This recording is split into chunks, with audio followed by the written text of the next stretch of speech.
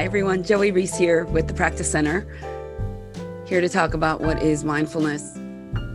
It's about being present in this moment, no matter what, with acceptance. It's both a practice and a state of being, and we practice mindfulness in either formal and informal ways to cultivate our ability to be mindful in our day-to-day lives and in our day-to-day interactions and in the work that we do and the interactions that we have with our kids and coworkers and spouses and partners and friends. So how do you do it? I'm going to just share a little bit about how I do it and how you might be able to start too. You ready? Let's sit. Find a comfortable spot. So you might be, I don't know, sitting in the car. If you're driving, please keep your eyes open, but you can notice how you're sitting. Yeah. Are you a foot on the dashboard kind of a driver? I've done that before, and I know that that's not great. I get it. Nevertheless, I've done it. Are you a leaner? Are you leaning to one side or the other? Maybe you're sitting at a desk like I am. Maybe you are laying in bed. So wherever you are in this moment, you don't have to change anything, but just put your attention on it. So your tush, how it's touching the seat of wherever you're sitting, and then noticing the relationship to the floor with your feet. Is the whole foot touching it? Just your heels because you're reclining or laying back or your legs are out. And then just notice what your belly is doing. And then your spine. And maybe you're making some adjustments because you're paying attention to it. You're noticing something and you've decided to make a change. That's okay too. Yeah. So the first part of sitting in mindful meditation, and if you're wanting to practice like a formal practice, is to just notice where you're sitting and how you're sitting. Yeah. And then begin to notice your breath. And as you breathe, just go ahead and don't strive too hard for a particular kind of breath. And I start opening up my senses a little bit too. So I'm noticing my seat, my relationship to this room. I'm aware of the fact that I'm talking to you. I'm also aware that I'm letting my belly relax. I can also hear the birds outside. And I can also feel that there isn't a whole lot of air moving here. Then I notice that my neck is a little bit bent in the back, my chin sticking out. And I'd like to adjust that a little bit. And now I'm starting to pay attention to the quality of my breath. So maybe it's a little bit deeper now. Maybe I'm inhaling through my nose, letting my belly rise and inflate, and exhaling, letting my belly deflate.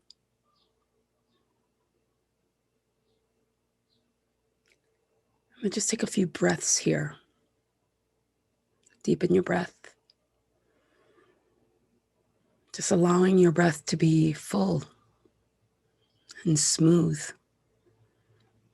And allowing your exhales to be just as long as your inhales, or maybe a little bit longer. Just play around with that for a little bit, just noticing and staying right with your breath.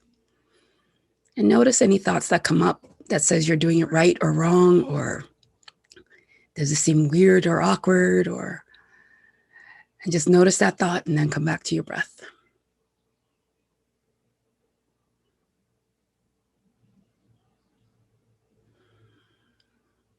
And we start right here. And maybe we do that for a minute.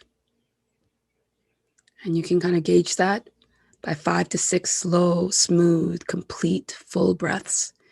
Or you can set a timer. You can play a soothing piece of music and stay in your breath until that music finishes. The goal here isn't about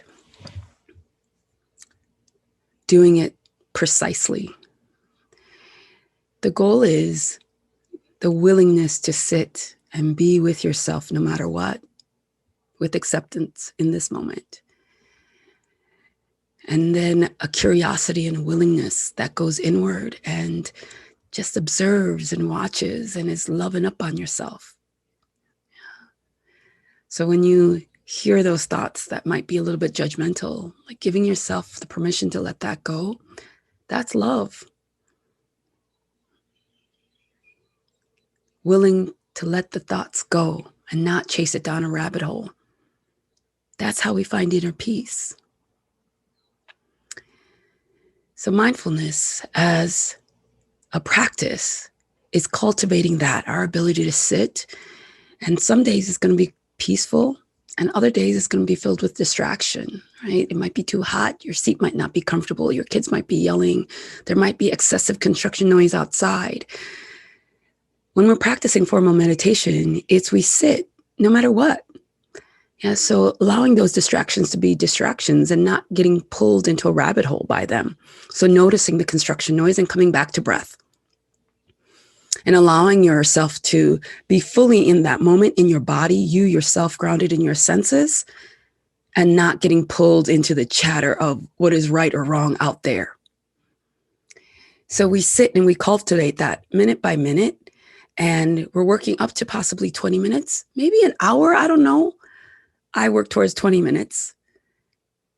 And then that ability to sit with yourself and nurture yourself like that allows us to cultivate our ability to be more mindful in the day-to-day interaction. So when I'm then working and I'm interacting with a client or a coworker, and it's a particularly tough conversation, then I can remember that I can create this sense of inner wholeness or expansion inside that allows me to manage that conversation a little bit better. Yeah, so that I'm not as reactive. And then there's also things that are happening in your brain, and this is not going to be a technical channel, so I won't be getting too heavily into that. But the research around mindfulness shows that in your brain, some things are happening that allow you to be more responsive to. So not just the practice itself, but the actual changes in your gray matter in your brain. So how amazing is that? So we cultivate our ability to be mindful through mindfulness practice. So that's a formal way of sitting. If that sounds even too woohoo for us right now, then start paying attention to your day-to-day mundane activities. So think about an activity that you do every day right now. So washing your hands, doing dishes, vacuuming, driving, going to the toilet, getting dressed. I mean, we could go on and on, right? Eating, drinking water. So pick an activity and go ahead and write it down. So you've just written down like a throwaway activity, like you do that, but you don't really recall how you do it. Pick one. So let's take washing our hands. So when you are next time washing your hands, notice yourself turning on the water. Notice when it first starts to drip. Notice how it first feels when you put your hands under that water and how you move. Is there like a certain way? Like some of us are built into this habit of how we do things. Like we might do this. Some of us do this. Some of us, really learned how well to wash our hands during COVID. So just notice yourself. How are you doing that? So really be present while you're washing your hands. Smell the soap. Watch it lather. Is it changing colors? Did you intentionally pick that soap? Do you think about who bought it and put it in there if you're out in public restrooms? And then, I don't know, all of the hands that went into making that possible for you to have at the touch of your hands. Water. You can really, when we're talking about expansion, like really extending out beyond yourself to all of the possibilities and the little miracles that allowed that moment to happen. Like that water didn't just poof exist. So many hands went into building that system long before us. Yeah. So as you expand and really bringing them into your awareness, what might that do for you in this present moment? So being really present with yourself, that's where peace and happiness are found in this present moment. So the more that we can be more present instead of escaping that this is where peace is found, this is where happiness is found. So the more we can train ourselves to be present and really appreciate and savor the mundane activities, that will extend out into our regular everyday lives. So pick an activity and make that your mindfulness practice.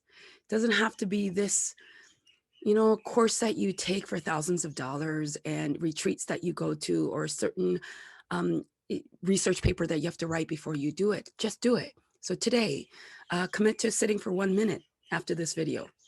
Yeah, and that's it. And then the proof. So many questions are like, oh, how will I feel? What will it get me? What will it do? Those striving things I'm not so interested in, because in that moment of really being with your hands, do you feel good? Ask yourself that. If in that moment you feel good, that's good enough. That's it. That moment is now gone. Now, there are cumulative impacts, and studies are showing what's happening to our brain and our bodies, and decreasing this and that and increasing this and that. All of those things are like great byproducts. But in that moment of sitting, how do you feel? In that moment of calm and awareness, how do you feel? The proof is in your body and in that feeling right at that moment. And then it will start to radiate out in our relationships with our people and our community.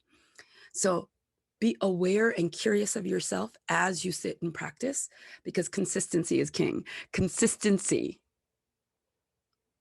So, you know how I like to tell people, just shut up and practice. See you soon. Aloha.